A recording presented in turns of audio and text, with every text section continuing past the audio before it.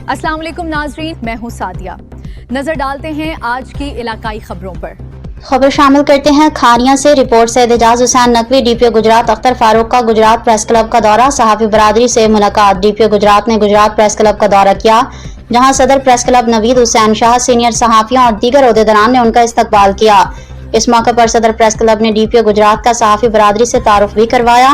DPO Gujarat ने सहाफियों से खिताब करते हुए कहा कि सहाफत एक निहायत ही अहम और जिम्मेदार पेशा है।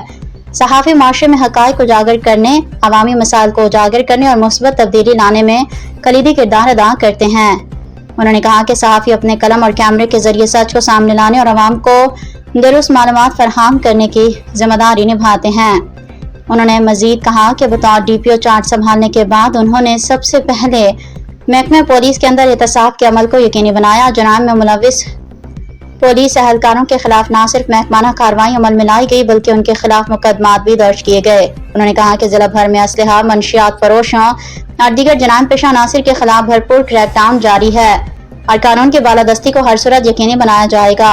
इस मौके पर सदर press club Syed Naveed Hussain Shah, senior सहाफी यूनुस साकी, राजा तैमूर तारिक और दाऊद शफी ने भी अपने ख्यालात का इजहार किया और जिले में अमन अमान, जराइम की रोकथाम और पुलिस और मीडिया के बाहिमी तावन के फरोग के हवाले से मुफीद तजावीज़ पेश की।